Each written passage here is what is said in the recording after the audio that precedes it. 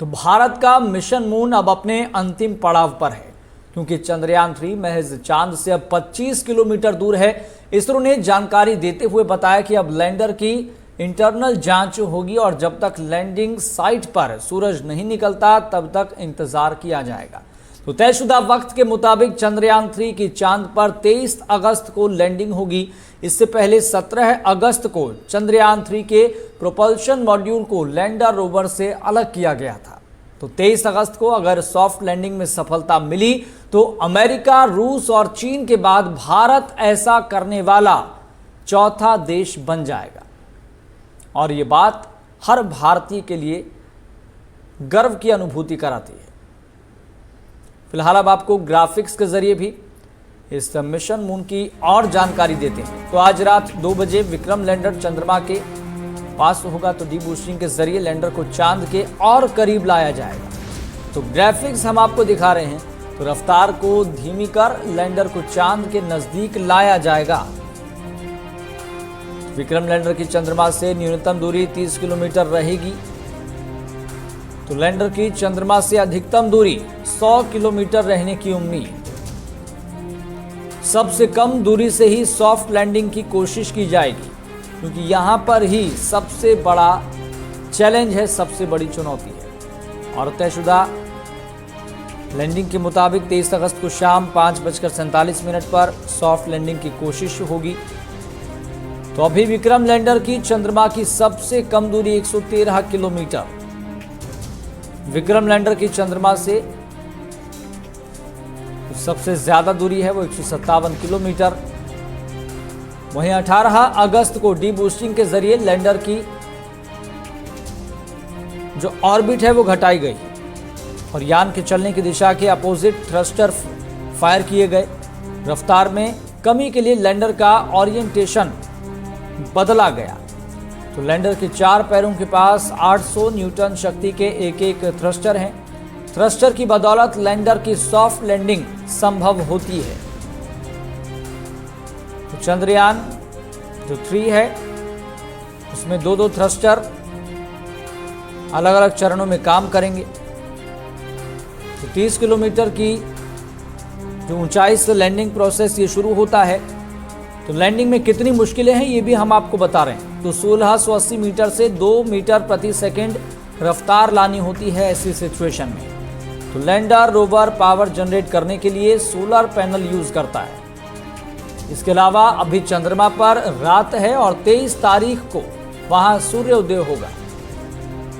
तो चंद्रयान 3 क्या काम करेगा ये अब आपको बता रहे हैं। तो प्रोपल्शन मॉड्यूल धरती से आने वाले रेडिएशन का अध्ययन करेगा।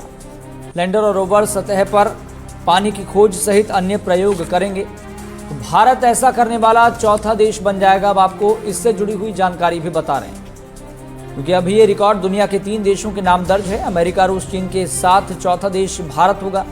अमेरिका रूस का मिशन मुश्किल से सफल हुआ था। अमेरिका रूस दोनों के कई स्पेसक्राफ्ट क्रैश हुए थे।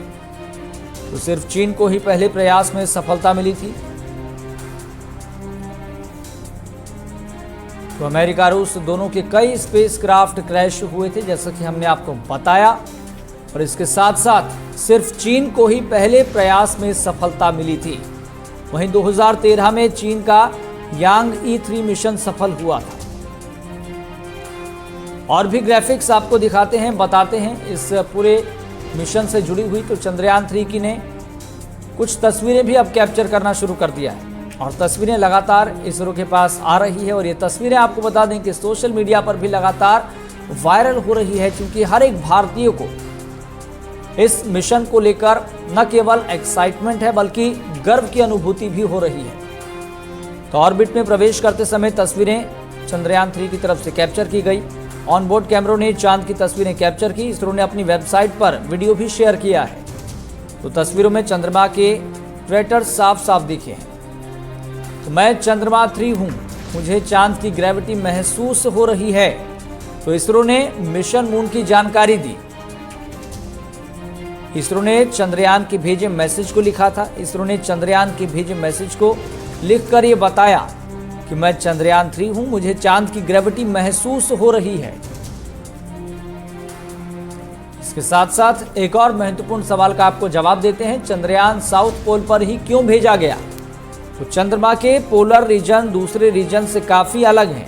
यहाँ कई हिस्से ऐसे हैं जहां सूरज की रोशनी नहीं पहुंचती और यहाँ का तापमान 200 डिग्री से नीचे तक चला जाता है। तो इस सिचुएशन आप समझ सकते हैं कि कितनी अलग होगी चंद्रयान 3 के लिए। तो वैज्ञानिकों ने यहाँ पानी के होने का अनुमान जताया था और उसी की रिसर्च के लिए, उसी के अध्ययन के लिए ये मिशन लगातार अब आगे बढ़ रहा है। तो चंद्रमा पर यहाँ बर्फ के फॉर्म में पानी मौजूद हो सकता है।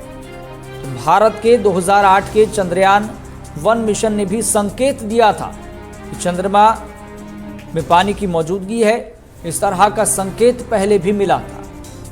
तो इस बार कैसे होगी चंद्रयान की लैंडिंग, ये भी आपको बता देते हैं। तो इस मिशन की लैंडिंग जो साइट है वहां पर उसकी लैंडिंग होगी। तो इस मिशन की लैंडिंग साइट चंद्रयान 2 जैसी ही है। तो चंद्रमा के दक्षिणी ध्रुव के पास 70 डिग्री अक्षांश पर लैंडिंग होगी। इस बार चंद्रयान की लैंडिंग का एरिया बढ़ाया गया है। तो चंद्रयान 2 में landing site 500 metre multiply 500 metre थी। इस बार लैंडिंग साइट 4 किलोमीटर से ज्यादा है। तो सब कुछ ठीक रहा तो चंद्रयान 3 की सॉफ्ट लैंडिंग होगी। दक्षिणी ध्रुव के पास सॉफ्ट लैंडिंग पहली बार होगी और पिछले सभी स्पेसक्राफ्ट भूमध्य रेखीय क्षेत्र में उतरते थे। और अब आपको एक और सवाल का जवाब देते हैं, इस बार लैंडर में 5 की जगह 4 इंजन क्यों हैं? तो इस बार लैंडर में चारों कोनों पर 4 इंजन लगे हुए हैं और पिछली बार लैंडर में 5वां इंजन भी लगा था।